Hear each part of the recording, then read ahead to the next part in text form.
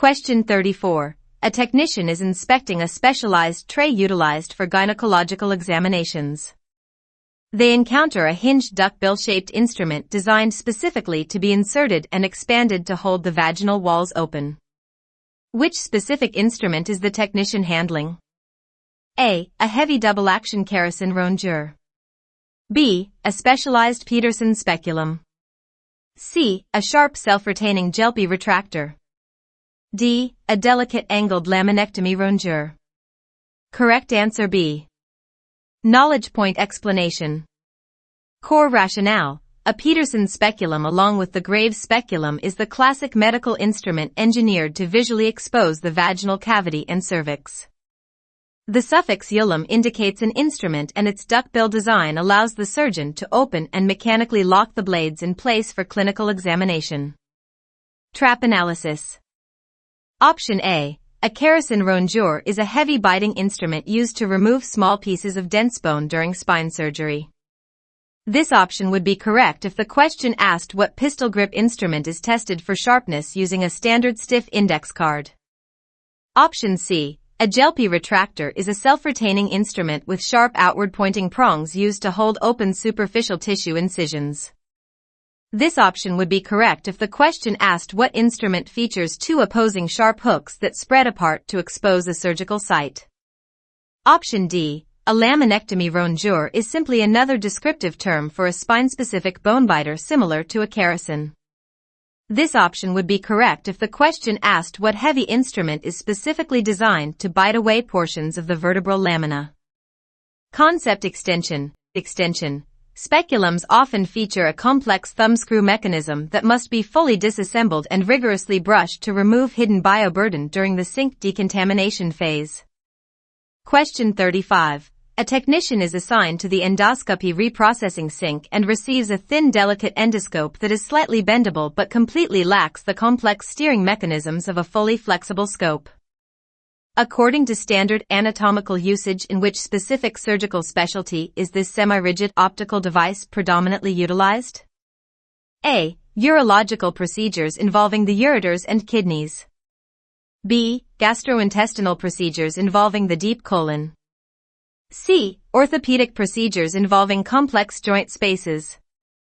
D. Pulmonary procedures involving the deep bronchial tubes.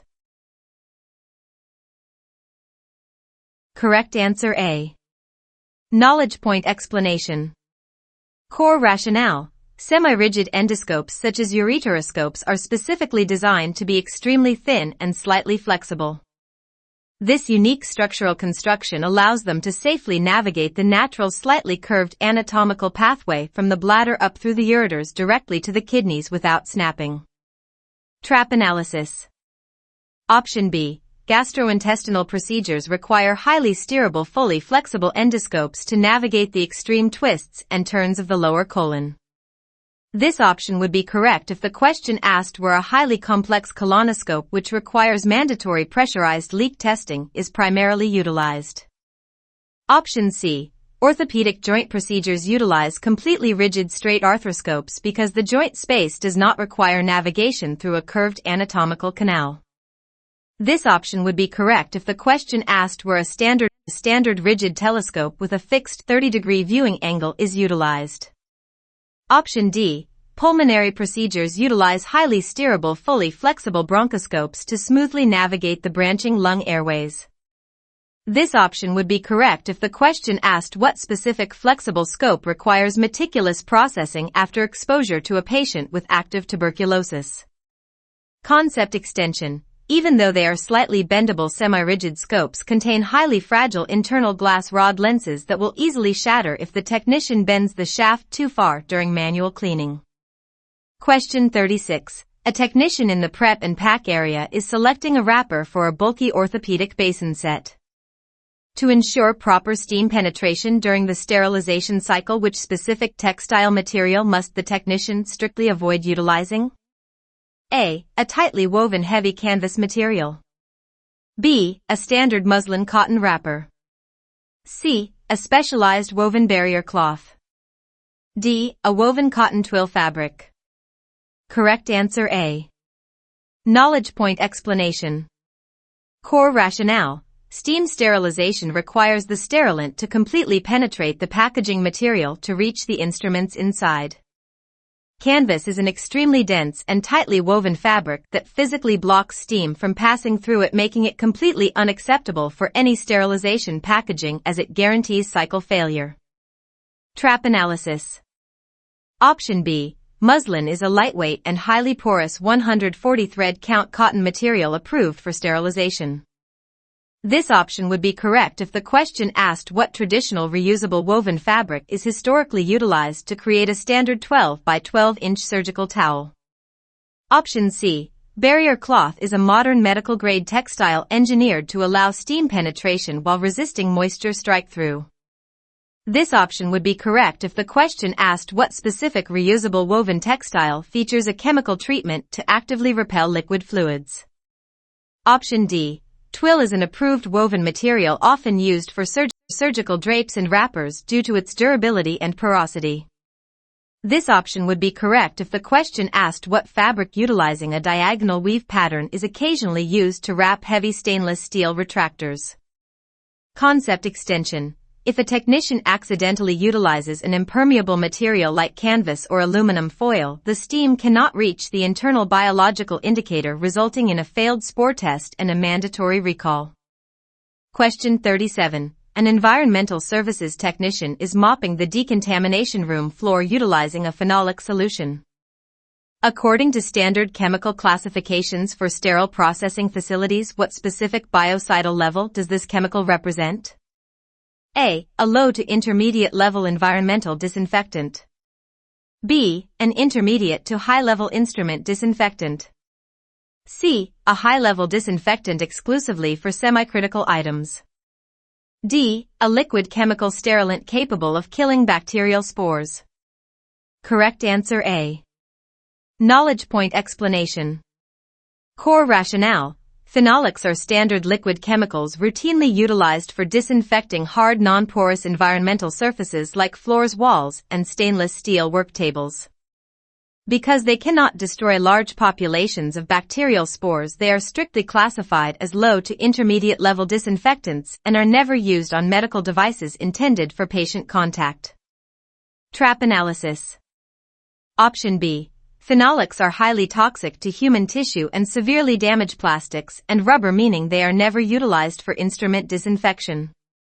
This option would be correct if the question asked how an alcohol and iodine mixture might be categorized for specific clinical use. Option C. High-level disinfectants like glutaraldehyde and orthothialdehyde are required for semi-critical devices like endoscopes. This option would be correct if the question asked what classification defines a chemical bath utilized to process a flexible transesophageal echocardiogram probe. Option D. Sterilants kill all life forms including dormant spores, which phenolics completely fail to achieve. This option would be correct if the question asked what specific classification applies to peracetic acid utilized in an automated liquid processing system. Concept extension. Technicians must thoroughly rinse their gloved hands if they accidentally contact phenolic residue because it leaves a toxic film that can cause severe skin depigmentation and chemical burns. Question 38. A technician is loading delicate ophthalmic scissors into a multi-level mechanical washer disinfector. To strictly prevent the high-pressure water spray from launching and destroying these fragile items, how must the technician physically secure them on the rack? A. Enclosed within a small approved perforated metal mesh basket. B. Placed openly on a flat silicone mat at the bottom of the wire rack. C. Tucked securely underneath a much heavier solid stainless steel retractor. D. Positioned loosely inside a large standard open wire instrument basket. Correct answer A. Knowledge point explanation. Core rationale. Mechanical washers rely on impingement, which is the intense physical force of pressurized water spray. Lightweight and delicate microsurgical instruments will easily be blown off the rack by this force, causing catastrophic damage. They must be confined inside small perforated mesh baskets, often with a lid to protect them while still allowing water and detergent to reach the surfaces. Trap analysis. Option B. silicone mats prevent sliding during transport but offer zero overhead restraint against powerful upward water jets inside a washer. This option would be correct if the question asked what specific material is placed inside a final sterilization container to prevent instruments from shifting and getting scratched. Option C. Placing heavy items on top of delicate instruments is a primary cause of physical crushing damage. This option would be correct if the question asked what negligent loading practice guarantees a pair of expensive microforceps will be permanently bent. Option D. A large open basket provides no confinement and the small instruments will easily slip through the large wire gaps into the sump drain. This option would be correct if the question asked how a technician should load a large heavy orthopedic mallet that cannot fit into a small mesh box. Concept extension. Instruments processed in these small baskets must still be open to their widest point to ensure the detergent spray can physically reach the complex box locks and hinges. Question 39. A sterile processing manager is utilizing the latest AAMI guidelines and OSHA mandates to update the departmental procedure manual. What specific operational threshold do these compiled regulatory documents legally and professionally establish for the facility? A. The minimum acceptable baseline levels for patient quality and worker safety. B. The standardized equal pay practices required for all certified processing technicians. C. The maximum daily productivity timelines required for each manual cleaning sink. D. The optimal theoretical goals for future departmental technological advancements. Correct answer A. Knowledge point explanation. Core rationale. Regulations from governmental agencies like OSHA and consensus standards from organizations like AAMI define the absolute floor of operational practice. They establish the minimum acceptable levels of quality and safety that a facility must maintain to legally operate, protect its employees from harm and prevent patient infections. Trap analysis. Option B. Equal pay and compensation practices are human resources functions governed by labor laws entirely separate from clinical sterile processing guidelines. This option would be correct if the question asked what specific issues a facility human resources department manages regarding union contracts. Option C. Productivity quotas are internal management metrics that must never override or dictate safety standards. This option would be correct if the question asked what specific operational metric a hospital administration utilizes to justify hiring additional sterile processing staff. Option D. Standards dictate practical current requirements, not theoretical future goals or advanced ideals. This option would be correct if the question asked what a departmental continuous improvement committee might discuss during an annual brainstorming session. Concept extension. While these documents set the minimum baseline, individual facilities are highly encouraged to develop internal policies that significantly exceed these foundational requirements to provide an even higher standard of care. Question 40. While aggressively brushing the interior channel of a flexible suction lumen, a technician encounters a highly resistant slimy matrix. The educator explains this is a protective gel secreted by a colony of microorganisms. What is the specific scientific term for this impenetrable microbial layer? A. A polymeric biofilm matrix. B. A macroscopic biohazard grouping. C. A visible gross soil accumulation. D. A quantified microbial bioburden. Correct answer A. Knowledge point explanation. Core rationale. A biofilm is a complex community of bacteria that adhere to a solid surface, especially in moist environments like lumens. Once attached, they rapidly secrete a thick, sticky polymeric gel that acts as a virtually impenetrable shield, protecting the microbes beneath from liquid chemical disinfectants and standard detergents. Trap analysis. Option B. Biohazard is a general warning term for any infectious material, not the scientific structural name of this specific bacterial gel. This option would be correct if the question asked what specific red-colored warning label must be affixed to the outside of a contaminated transport bin. Option C. Gross soil refers to large visible chunks of blood or tissue, while a biofilm is an actively growing microscopic bacterial layer. This option would be correct if the question asked what heavy organic debris must be immediately wiped off an osteotome by the scrub nurse during surgery. Option D. Bioburden describes the total mathematical population count of viable microbes on an item, not the physical slimy gel matrix they create. This option would be correct if the question asked what specific variable determines the length of exposure time required to achieve a 1 in a million sterility assurance level. Concept extension. Because biofilms are highly resistant to chemical penetration, they can only be successfully eradicated through intense direct mechanical friction, such as repeatedly passing an appropriately sized nylon brush through the entire length of the lumen. Question 41. A decontamination supervisor is auditing the department compliance with the OSHA bloodborne pathogens standard to ensure maximum technician safety against infectious fluids. Which specific facility directive is legally governed by a separate security or accreditation body rather than this specific OSHA worker protection mandate? A. Providing the hepatitis B vaccination series to all processing technicians completely free of charge. B. Mandating the use of negative airflow engineering controls to remove contaminated airborne droplets. C. Requiring all entrance doors to the soiled receiving area to remain physically locked to prevent unauthorized visitor access. D. Enforcing strict adherence to standard precautions where every single bloody instrument is treated as highly infectious. Correct answer C. Knowledge point explanation. Core rationale. The OSHA bloodborne pathogen standard is specifically designed to protect healthcare workers from occupational exposure to infectious diseases like HIV and hepatitis. It mandates vaccines, protective equipment, and engineering controls.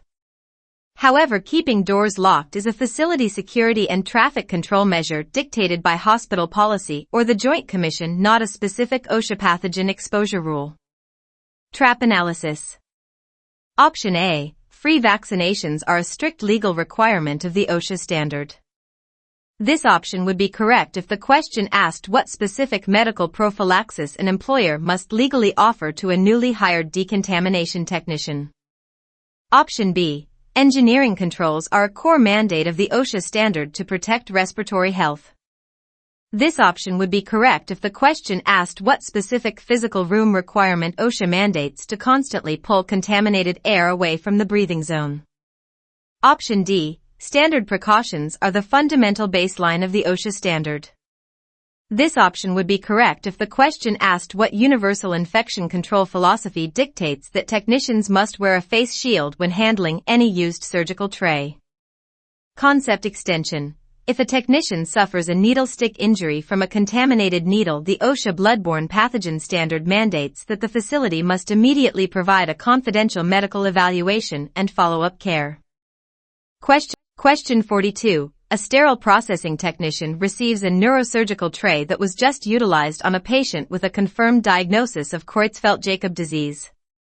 Because the abnormal prion proteins are virtually indestructible via standard decontamination methods, what extreme protocol is heavily recommended by global health guidelines for these specific stainless steel items?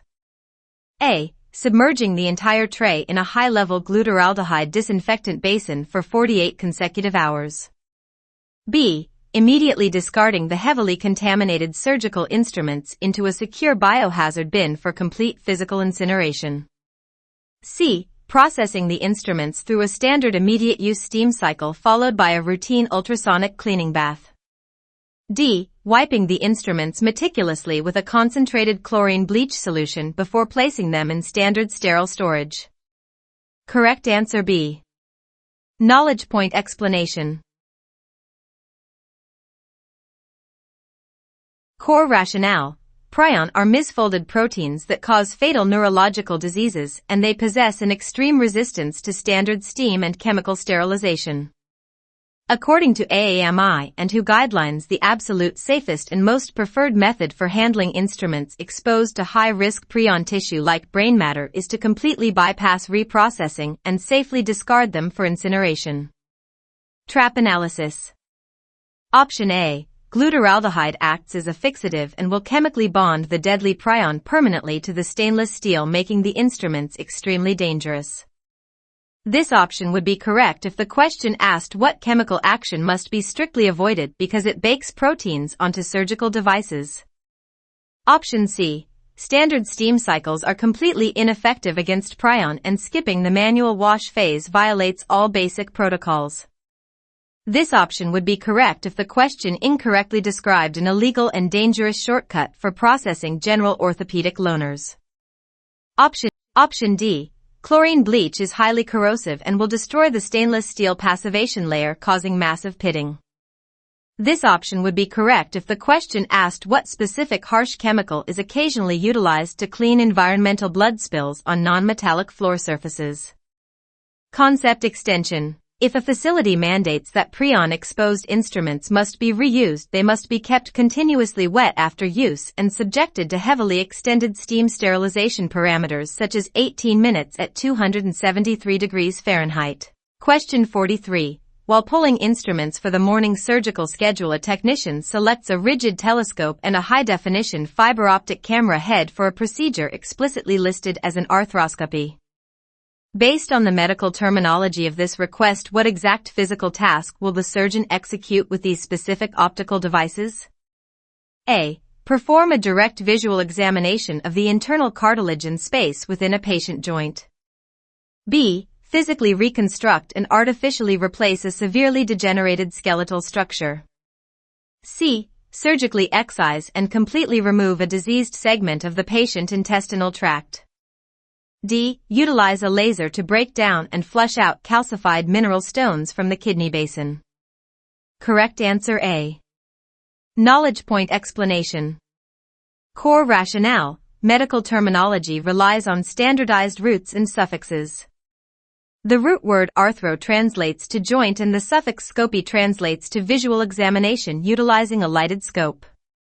Therefore, an arthroscopy is the physical process of visually examining the interior cavity of a joint to diagnose or treat injuries. Trap analysis. Option B. Reconstructing a joint utilizes the suffix plasty generating the term arthroplasty. This option would be correct if the technician were gathering heavy orthopedic broaches and artificial titanium joint implants for a total knee replacement. Option C. Removing a section of the intestine utilizes the roots colo or entero with the suffix ectomy.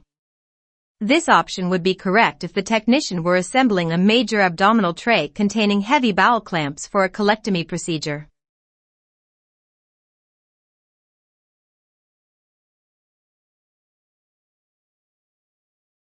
Option D. Breaking down kidney stones is referred to as lithotripsy utilizing the suffix tripsy for crushing.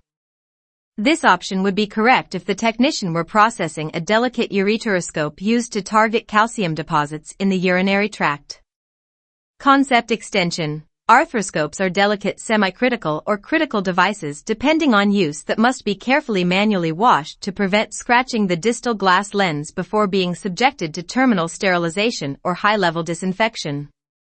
Question 44. A technician is inspecting a heavy orthopedic tray containing specialized spherical implants and deep reamers intended for a total hip replacement surgery.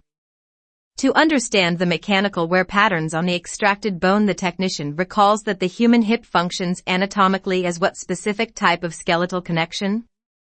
A. A gliding joint that allows flat bone surfaces to slide smoothly past one another. B. A pivot joint that relies on a single central axis to allow rotational head movement. C. A hinged joint that strictly restricts physical movement to a single forward and backward plane. D. A ball and socket joint that provides an extremely wide and dynamic multidirectional range of motion. Correct answer D. Knowledge point explanation. Core rationale. In human anatomy, the hip and the shoulder are the primary examples of a ball and socket joint. This specific mechanical structure involves the spherical head of one bone, the femur, fitting securely into the cup-like depression of another, the pelvis. This design allows for the greatest and most complex range of motion in the body, including rotation and lateral movements. Trap analysis.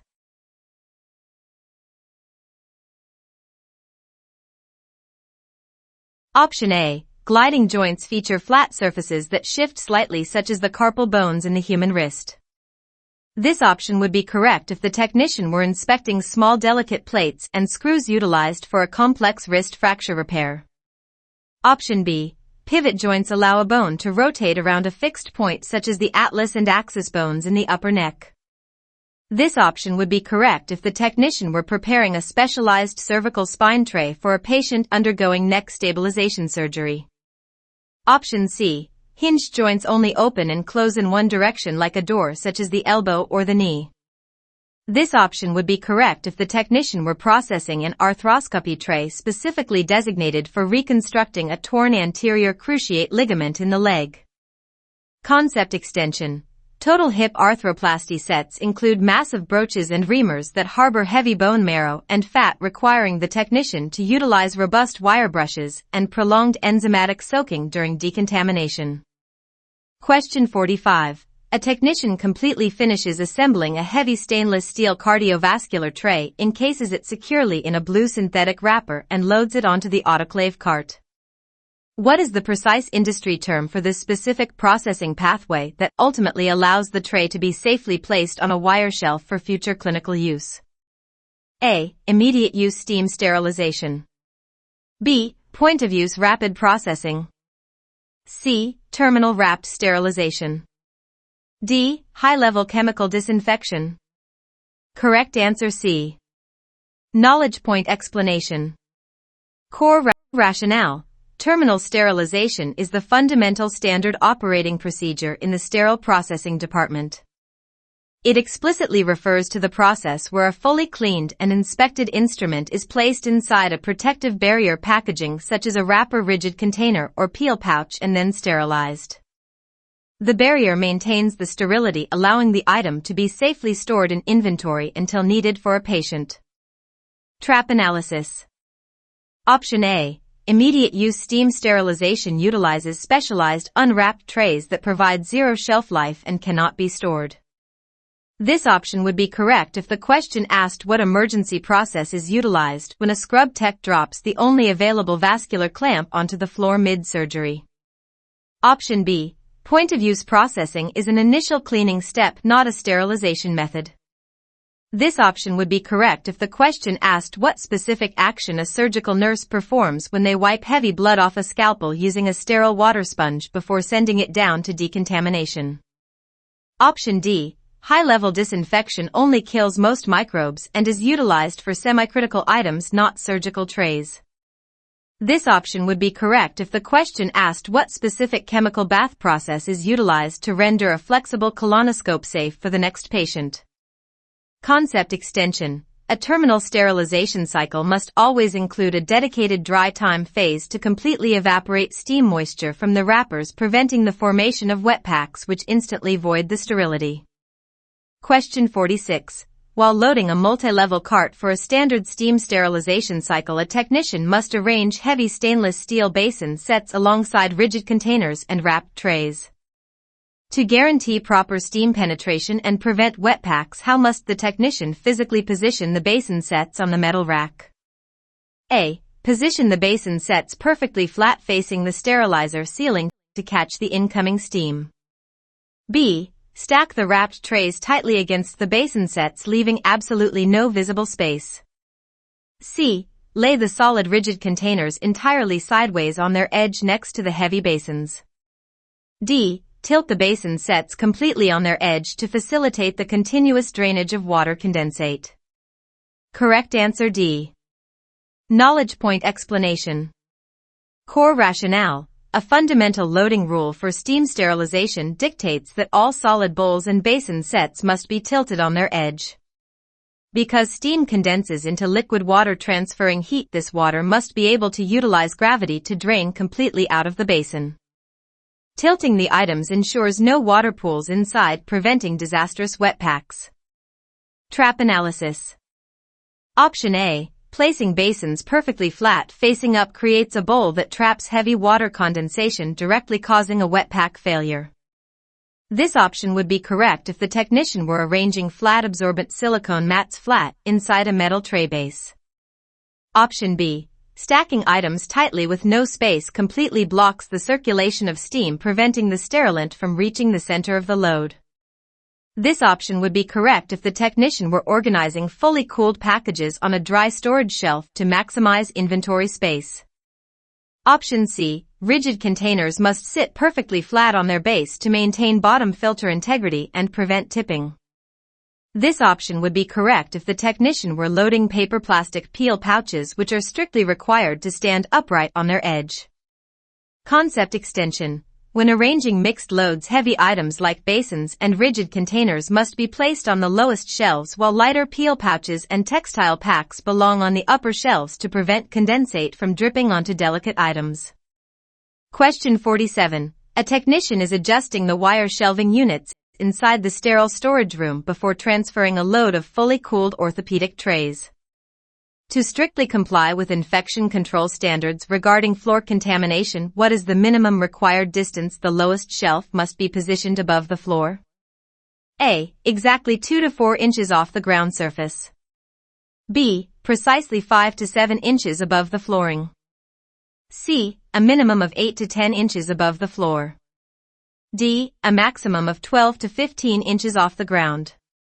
Correct answer C. Knowledge point explanation. Core Rationale. AAMI standards strictly mandate that the bottom shelf of any sterile storage rack must be positioned at least 8 to 10 inches above the floor.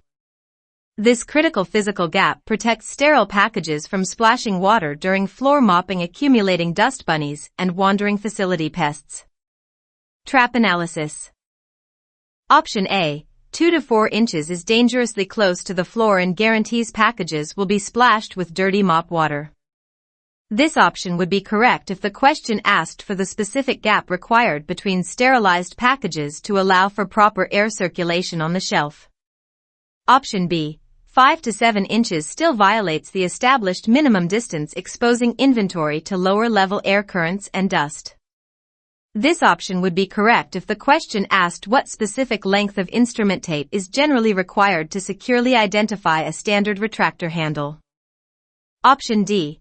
12 to 15 inches is unnecessarily high and wastes valuable vertical storage space, although not technically a safety violation. This option would be correct if the question asked what specific distance a sterile package must be kept away from an exterior wall to prevent condensation damage. Concept extension. In addition to the floor gap, shelving must also maintain an 18-inch clearance below all fire sprinkler heads to ensure water can effectively extinguish flames without physical obstruction. Question 48. A technician places a load of delicate cameras into a low-temperature hydrogen peroxide gas plasma sterilizer and initiates the cycle. 3 minutes later, the machine triggers a loud alarm and automatically aborts the entire process. What specific physical condition present on the instruments most likely caused this immediate mechanical cancellation? A. Utilizing a specialized synthetic spunbond Tyvek peel pouch for the outer packaging. B. Ensuring every single device was completely bone dry before closing the chamber door. C. Microscopic liquid water droplets remaining inside the narrow lumens of the devices. D. Securing the instrument trays utilizing approved heavy-duty chemical indicator tape. Correct answer C. Knowledge point explanation. Core Rationale. Hydrogen peroxide sterilants fundamentally cannot penetrate liquid water. A single drop of water remaining on an instrument acts as an impenetrable shield protecting the bacteria underneath. Sterilizer sensors instantly detect this excess moisture vacuum failure and immediately abort the cycle to prevent a false sterile reading. Trap analysis. Option A. Tyvek is completely synthetic and is the strict mandatory packaging material required for hydrogen peroxide cycles. This option would be correct if the question asked what packaging material must be utilized to ensure successful gas plasma penetration without absorbing the chemical. Option B. Ensuring items are completely bone dry is the exact necessary preparation to prevent a cycle abort. This option would be correct if the question asked what specific preparatory action guarantees a hydrogen peroxide cycle will run smoothly without sensor interruptions. Option D. Approved indicator tape does not introduce moisture and will not trigger a cycle abort. This option would be correct if the question asked what securement method is utilized to seal a heavy blue wrapped orthopedic tray. Concept extension. Technicians must utilize medical-grade compressed air to aggressively blow out all internal channels and lumens before loading any device into a low-temperature hydrogen peroxide system. Question 49. A technician positioned at the clean assembly workstation is inspecting a delicate 4-inch tenotomy scissor intended for a complex eye surgery. To accurately verify the functional sharpness of these small blades, which specific testing material must the technician physically utilize? A. A thick sheet of red latex testing material. B. A thin sheet of yellow latex testing material. C. A rigid piece of orange synthetic testing plastic. D. A standard thick paper cardboard index card. Correct answer B. Knowledge point explanation. Core rationale. Industry standards dictate specific colored testing materials based on instrument size and thickness. For small delicate scissors measuring 4.5 inches or shorter, technicians must utilize the thinner yellow testing material. The scissor must make a smooth, clean cut entirely through the material without snagging or pushing the latex. Trap analysis. Option A. Red testing material is significantly thicker and is designated strictly for larger scissors measuring longer than 4.5 inches. This option would be correct if the technician were testing heavy Mayo or Metzenbaum dissecting scissors. Option C. Orange testing material is a tough plastic sheet used to test heavy shearing instruments. This option would be correct if the technician were verifying the cutting action of a heavy-duty Liston bone cutter. Option D. An index card is a stiff paper product used to test punching instruments. This option would be correct if the technician were testing the bite action of a double-action Lexel rongeur. Concept extension. When testing scissors, the technician must perform the cut using the distal third of the blade, which is the weakest section and the most critical area for surgical precision. Question 50. A technician working at the receiving dock accepts a massive vendor loaner delivery of complex spinal implants. The vendor representative assures the technician that the trays are brand new, completely pristine, and have never touched a patient. Based on strict receiving protocols, what exact physical action must the technician execute next before routing these items to the prep area? A. Route the pristine trays directly into a standard terminal steam sterilization cycle. B. Subject the entire delivery to a complete and rigorous sink decontamination washing process. C. Process the instruments immediately through a low-temperature ethylene oxide gas cycle. D. Wipe the outer containers utilizing an intermediate-level environmental surface disinfectant. Correct answer B. Knowledge point explanation. Core rationale. A fundamental safety rule dictates that sterile processing personnel must never trust the visual cleanliness of items arriving from outside the facility. Even if loaner instruments look completely pristine, they are legally presumed to be contaminated with transit dust or microscopic bioburden. The technician must immediately route all loaner trays directly to the decontamination area for a complete manual and mechanical washing process. Trap analysis. Option A. Routing items directly to sterilization violates the golden rule that items cannot be sterilized if they are not definitively clean. This option would be correct if the question asked what extreme operational error guarantees deadly cross-contamination for the next patient. Option C. Ethylene oxide sterilization does not replace the mandatory physical washing step. This option would be correct if the question asked what specific sterilization method must be utilized after washing for a highly heat-sensitive flexible camera. Option D. Wiping outer containers only cleans the transport box, leaving the actual surgical instruments inside potentially contaminated. This option would be correct if the question asked what action is performed in the breakout area before storing cardboard supply boxes on shelves. Concept extension. Facilities must mandate that vendor loaner trays arrive at least 2 full business days before the scheduled surgery to ensure the department has adequate time to perform the lengthy decontamination and sterilization protocols. Question 51. a technician is packaging a heavy surgical clamp inside a paper plastic peel pouch for terminal sterilization. To prevent the sharp distal jaws from breaching the sterile barrier during transport and storage, how must the technician physically orient the instrument tips inside the package? A. Pointed directly toward the pre-folded chevron seal opening. B. Pressed firmly against the lateral heat-sealed margins. C. Facing exclusively toward the transparent plastic film side. D. Oriented directly against the porous medical-grade paper side. Correct answer C. Knowledge point explanation. Core rationale.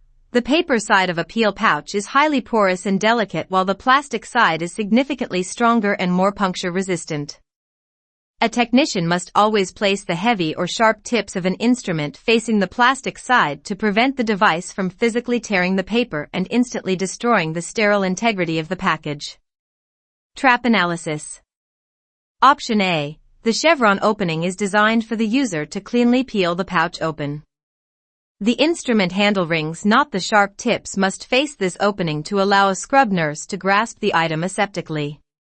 This option would be correct if the question asked which direction the ring handles of a hemostat must face. Option B. Pressing items against the heat seals creates tension that will cause the seams to burst during the vacuum phase of sterilization. This option would be correct if the question asked what specific loading error causes the pouch side seam to cleanly split open inside the autoclave. Option D. The paper side is extremely fragile and will easily tear if a sharp tip presses against it during handling. This option would be correct if the question asked what specific pouch surface must be placed completely flat against the metal rack when attempting an incorrect horizontal loading technique. Concept extension. To further protect the packaging, any extremely sharp items such as skin hooks or delicate micro scissors must have their tips shielded with a steam-permeable tip protector before being placed into the pouch. Question 52.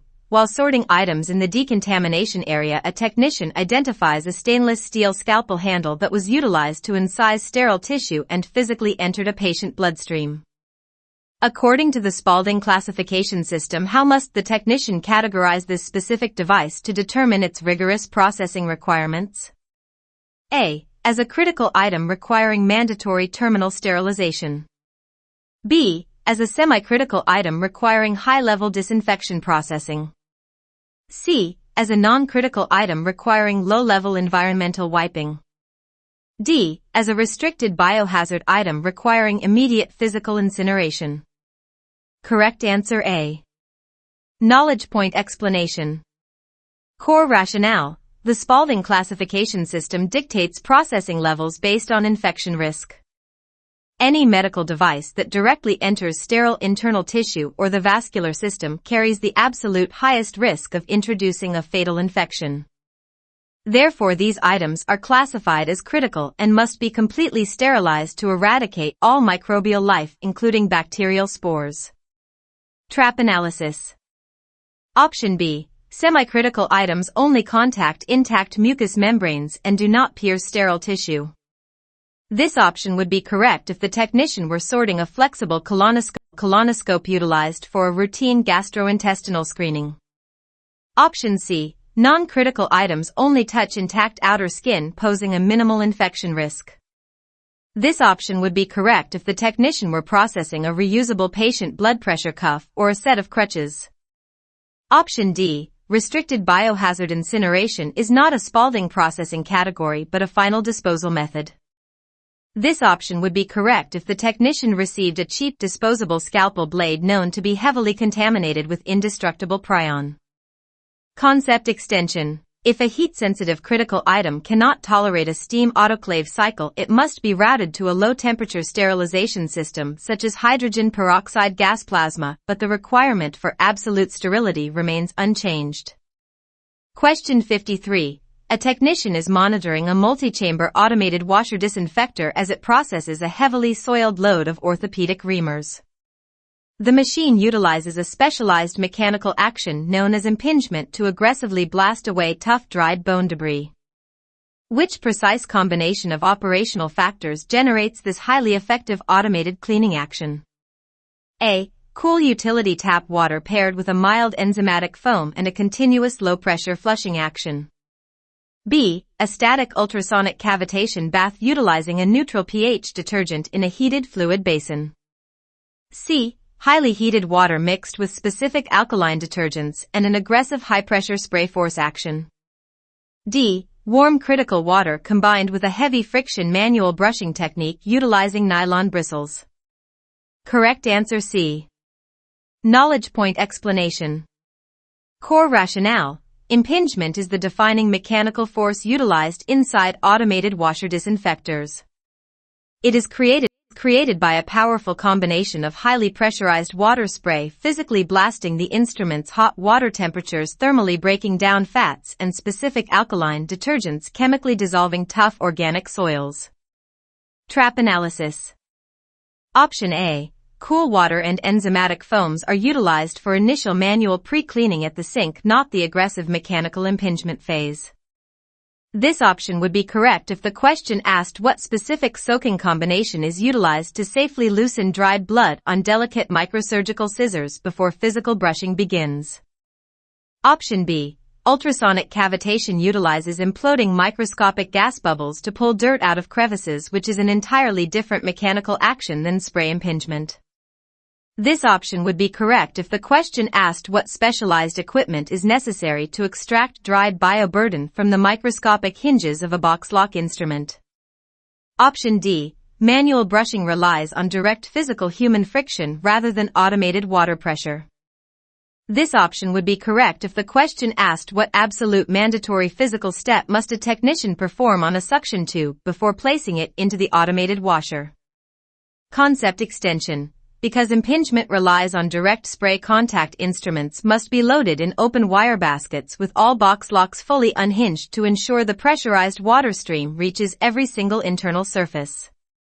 Question 54. A department educator is meticulously updating the sterile processing safety manual regarding mandatory employee hepatitis B vaccinations and emergency post-exposure protocols for contaminated needle stick injuries. Which specific federal regulatory citation must the educator explicitly reference to strictly comply with the bloodborne pathogen standard? A. The comprehensive voluntary guidelines published under AAMI ST 79. B. The strictly enforced federal regulation codified as Title 29 CFR 1910.1030. C. The International Quality Management System Framework known as ISO 9000. D. The External Environmental Protection Mandate designated as EPA 40 CFR. Correct answer B. Knowledge point explanation. Core rationale. The bloodborne pathogens standard is a critical United States federal law enacted to protect healthcare workers from infectious diseases like HIV and hepatitis. The exact legal citation for this mandate, managed and enforced by the Occupational Safety and Health Administration, is Title 29 of the Code of Federal Regulations Section 1910.1030. Knowing this specific alphanumeric code is a fundamental requirement for sterile processing professionals. Trap analysis. Option A. AAMI ST 79 provides the comprehensive best practices for steam sterilization, but it is a consensus guideline, not a federal law governing employee needle stick injuries. This option would be correct if the question asked what specific document a technician should consult to verify the proper placement of biological indicators inside a steam autoclave load. Option C. ISO 9000 is an international business standard for establishing quality management systems, not a worker safety law regarding bodily fluids. This option would be correct if the question asked what global certification a medical device manufacturer might seek to prove consistent factory production quality.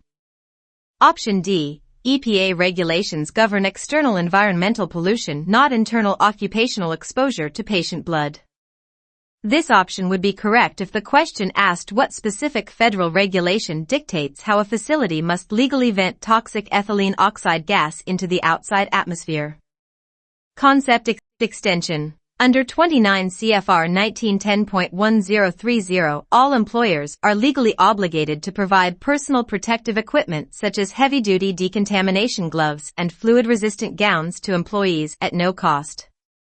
Question 55. A technician is dispatched to retrieve a heavily contaminated orthopedic case cart from the surgical core while simultaneously needing to deliver a freshly sterilized rigid container to the exact same department.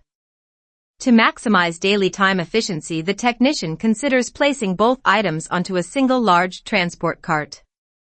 According to strict infection control protocols, how must the technician physically execute this logistics task? A. By placing the sterile tray on the highest shelf and the soiled instruments on the bottom shelf. B. By securing the soiled instruments inside a closed rigid container right alongside the wrapped sterile tray.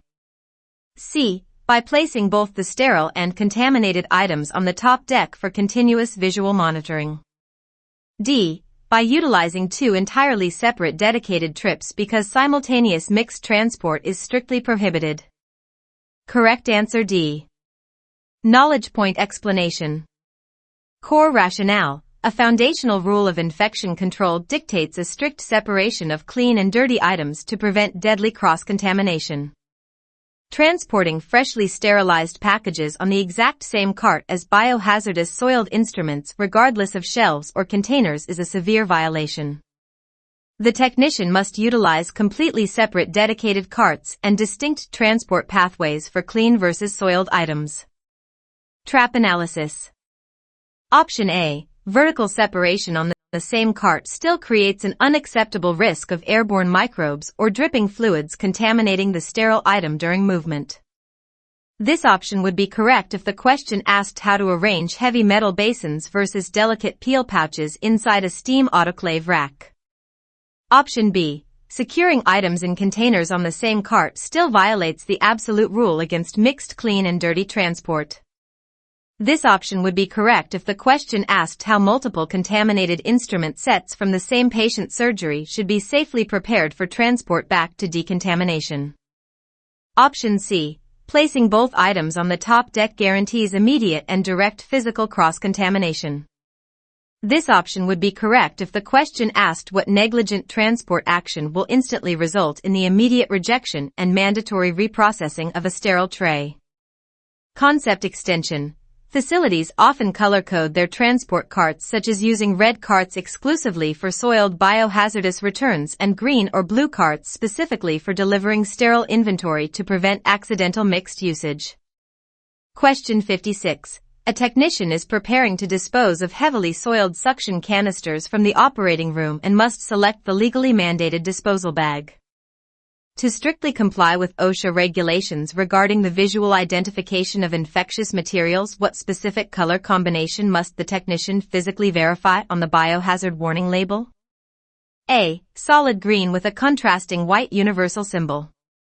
B. Bright yellow featuring bold black block lettering. C. Fluorescent orange or red with a contrasting symbol. D. Deep blue outlined with a bright orange perimeter. Correct answer C. Knowledge point explanation. Core rationale. OSHA strictly mandates that all biohazardous waste containers, bags, and warning labels must be universally recognizable to protect workers from accidental exposure.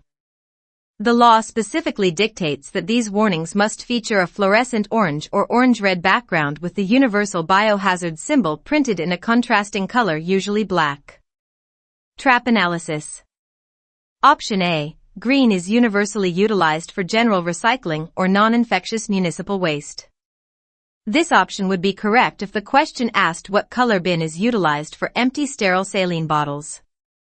Option B. Yellow is commonly utilized to identify trace chemotherapy waste or radioactive materials. This option would be correct if the question asked what specific color bag is required for disposing of protective gowns worn during oncology treatments. Option D. Blue is typically utilized for transporting general soiled hospital linen. This option would be correct if the question asked what color bag is designated for collecting used patient bed sheets from the recovery room. Concept extension. A technician must never place standard trash inside a red biohazard bag because medical waste disposal is regulated by weight and is exceptionally expensive for the facility. Question 57. During an infection control seminar, a clinical educator is explaining how a single microscopic bacterium left inside a moist suction lumen can rapidly multiply into a massive colony overnight. What specific biological term must the educator utilize to accurately describe this exact process of bacterial cellular division? A. Viral replication procedure. B. Spore repopulation shedding. C. Bilateral vegetative mitosis. D. Binary fission reproduction. Correct answer D. Knowledge point explanation. Core rationale. In microbiology, the specific mechanism by which standard bacteria reproduce is called binary fission. This is a rapid asexual process where a single parent bacterium physically splits itself into two identical daughter cells, allowing pathogens to multiply exponentially if left in favorable moist conditions. Trap analysis. Option A. Viruses cannot divide on their own and must hijack a host cell to replicate. This option would be correct if the question asked how the hepatitis C pathogen exponentially increases its population inside a human patient. Option B. Spores do not reproduce or shed, they are dormant survival structures that germinate back into active bacteria. This option would be correct if the question asked what action a dormant Geobacillus stereothermophilus takes when exposed to incubation fluid.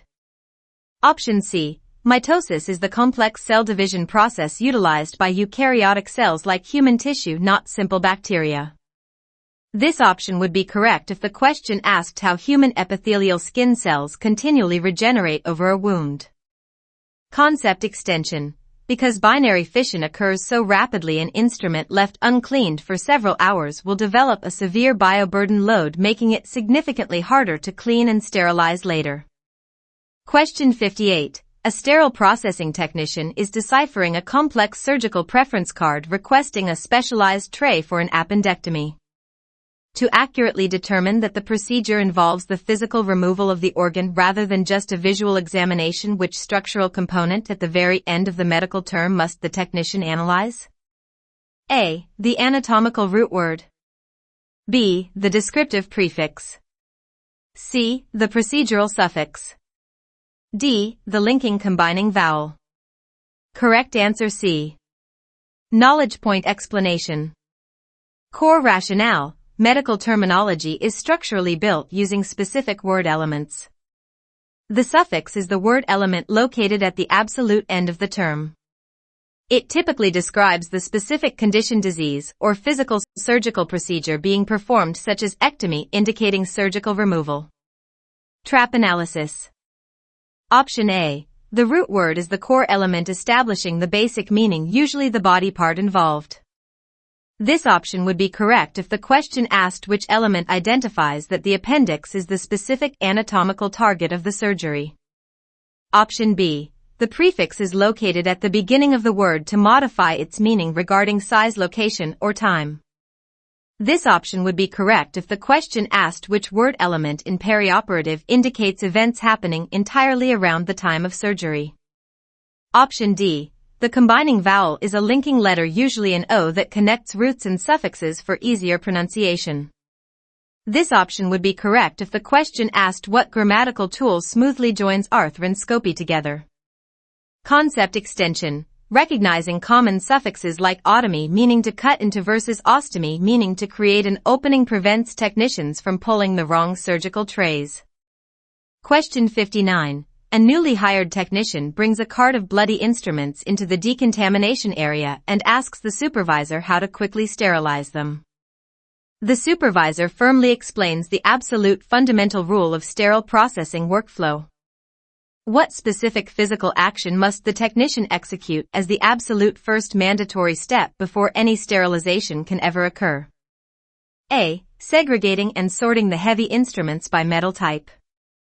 B. Thorough manual and mechanical cleaning to remove all soil. C. Exposing the items to an intermediate level chemical disinfectant. D. Packaging the instruments inside sterile synthetic barriers. Correct answer B.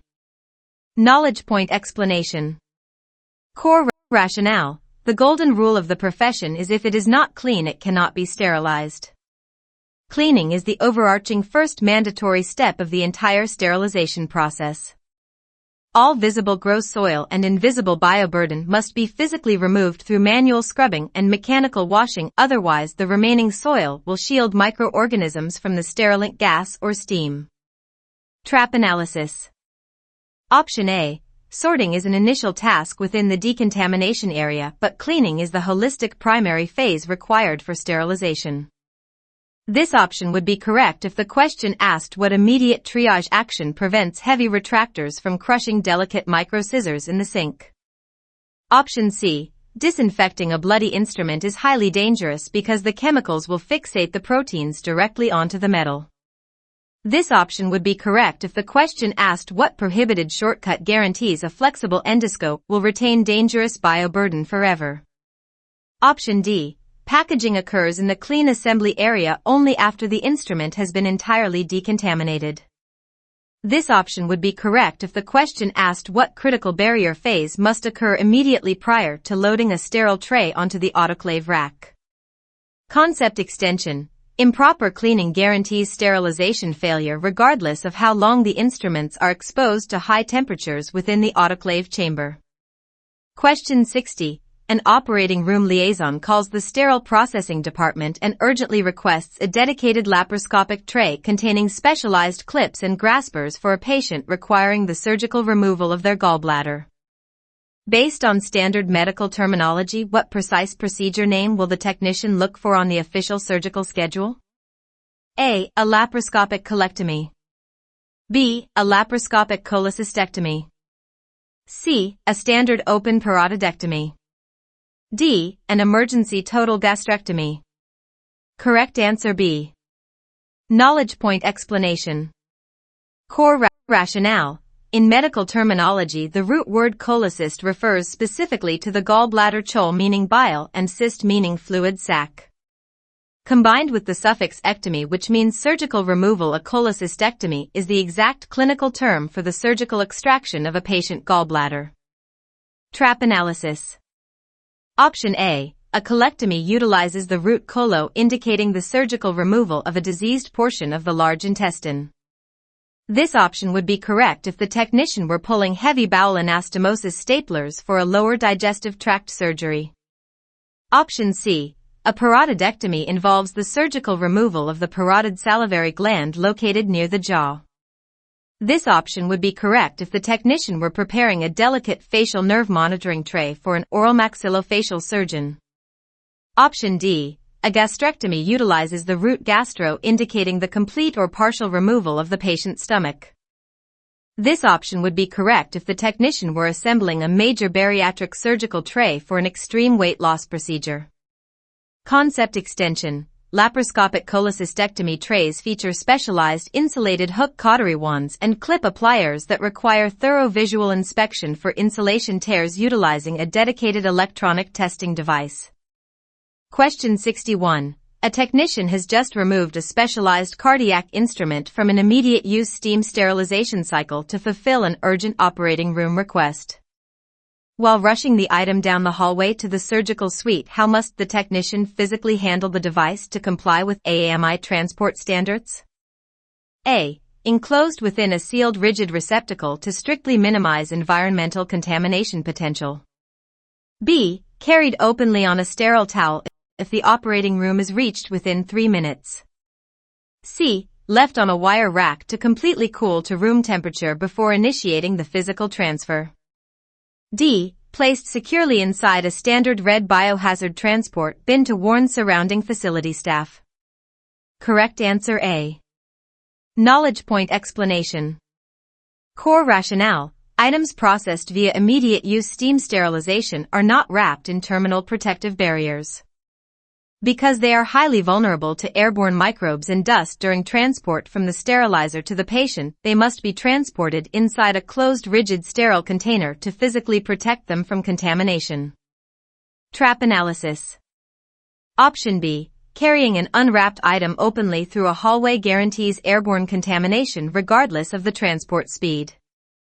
This option would be correct if the question asked what negligent and strictly prohibited action guarantees a catastrophic surgical site infection. Option C. Immediate use items are intended for emergency situations and are typically transported hot and wet for instant utilization. This option would be correct if the question asked what mandatory post-cycle procedure is required for a heavy orthopedic tray undergoing terminal wrapped sterilization.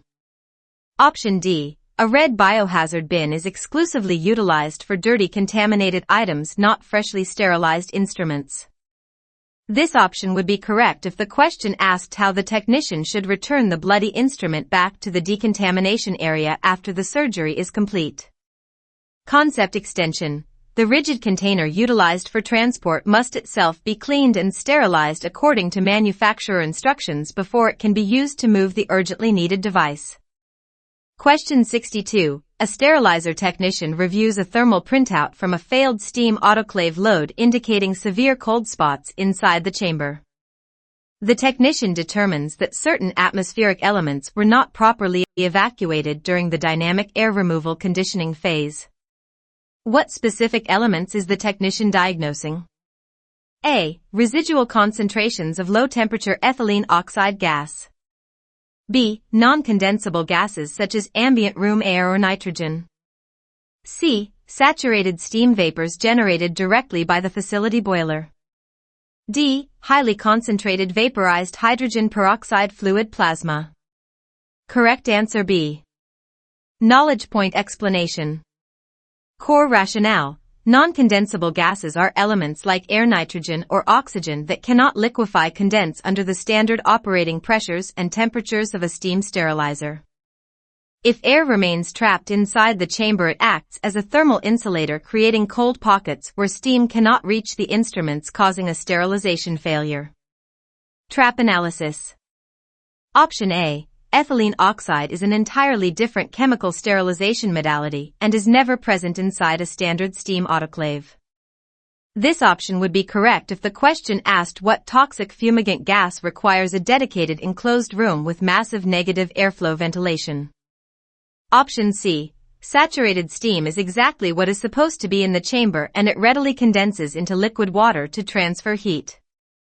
This option would be correct if the question asked what specific physical agent acts as the primary thermal transfer vehicle in an autoclave. Option D. Hydrogen peroxide plasma is utilized in low-temperature systems, not steam boilers. This option would be correct if the question asked what sterilant completely breaks down into harmless water and oxygen at the end of its cycle. Concept extension. A daily dynamic air removal test known as the Bowie-Dick test must be physically run every morning in pre-vacuum sterilizers to verify that all non-condensable gases are being successfully extracted. Question 63. A sterile storage technician is unloading a transport cart containing several massive 25-pound orthopedic total joint replacement trays. To strictly adhere to ergonomic safety protocols and prevent severe lumbar injuries, where must the technician physically position these heavy sets on the storage racks? A. Exclusively on the middle-tier shelves located at chest and waist level. B. On the absolute highest top shelves to keep them away from floor splashing. C. On the lowest bottom shelves utilizing a deep squatting lifting motion. D. Vertically stacked on the floor if the wire shelving units are currently full. Correct answer A. Knowledge point explanation. Core rationale. Ergonomic principles mandate that the heaviest and bulkiest items must be stored within the human power zone, which is typically located on the middle shelves between the waist and chest.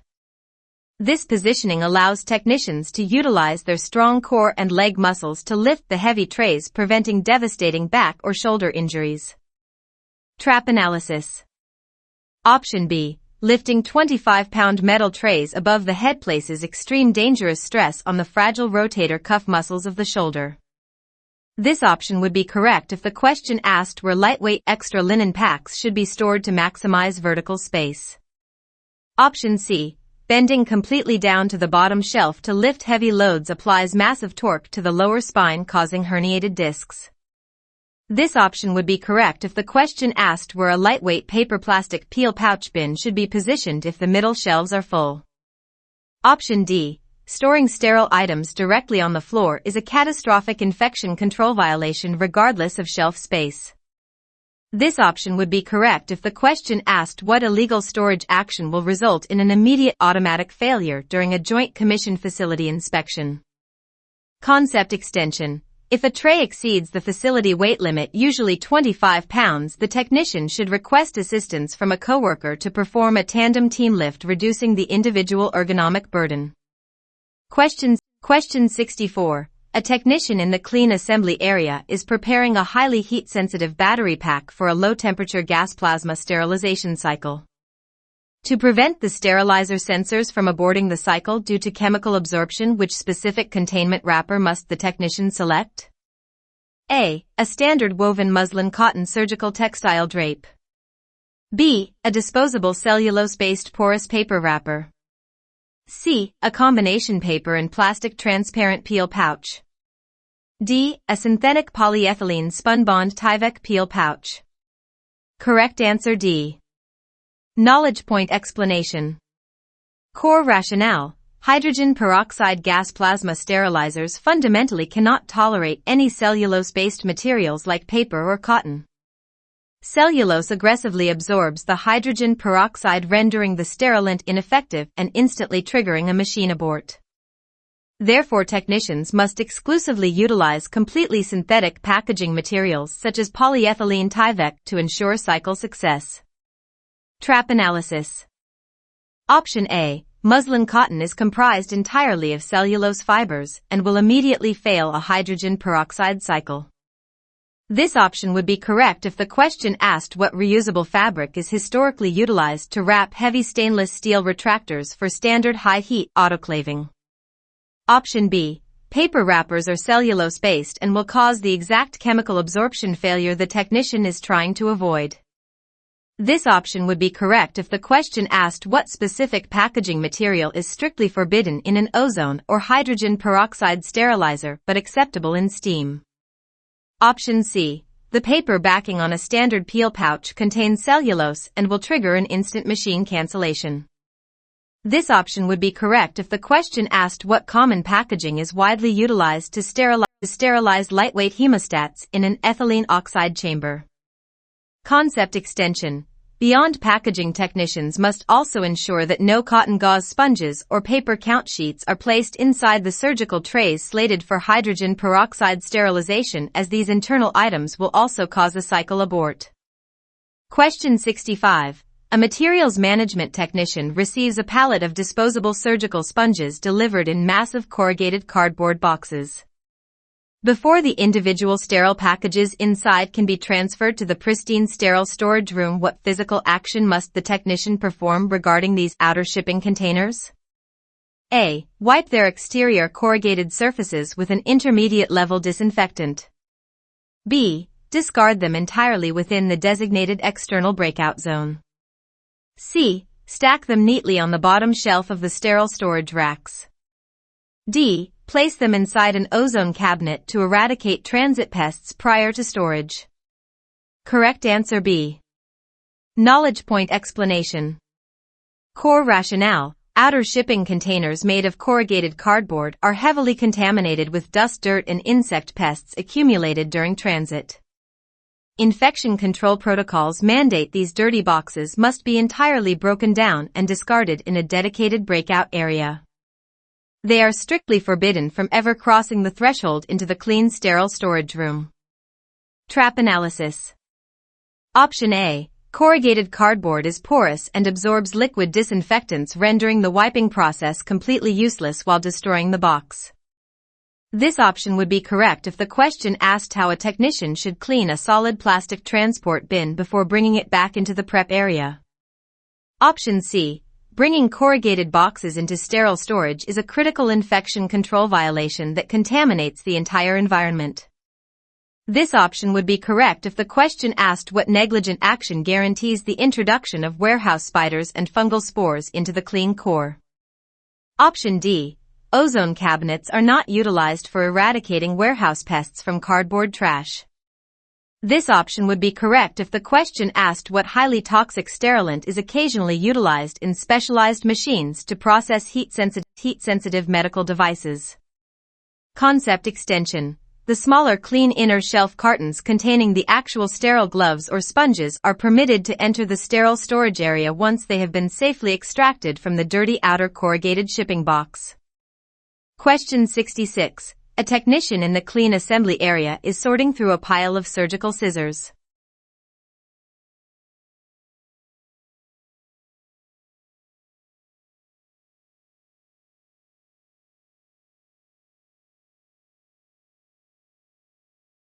They pick up a specific pair featuring distinct black finger rings and prepare to test its extremely sharp blades using a yellow latex material. What specific blade design do these colored handles indicate to the technician? A. Specialized microgrind or supercut blades. B. Standard uniformly serrated cutting edges. C. Heavy-duty tungsten carbide jaw inserts. D. Lightweight blue anodized titanium construction. Correct answer A. Knowledge point explanation. Core rationale. In sterile processing, instrument handles are often color-coded for rapid identification. Black finger rings universally identify scissors equipped with microgrind or supercut blades which feature one razor-sharp edge and one finely serrated edge designed for slicing delicate tissue with extreme precision. Trap analysis. Option B. Standard serrated scissors prevent tissue slippage but do not utilize a specific universal handle color for identification. This option would be correct if the question asked what specific blade feature physically prevents slippery tissue from escaping the scissor jaws during a cut. Option C. Tungsten carbide inserts provide extreme durability but are universally identified by gold finger rings, not black. This option would be correct if the question asked what specific blade material is indicated when a technician encounters a needle holder with bright gold handles. Option D. Titanium is identified by its extremely light weight and typically a blue anodized finish rather than black finger rings. This option would be correct if the question asked what non-magnetic metal is specifically required for instruments utilized during a magnetic resonance imaging procedure. Concept extension. Technicians must never sharpen or aggressively scrub the blackened blades of a supercut scissor with abrasive pads, as this will permanently destroy the delicate micro serrations required for surgical performance.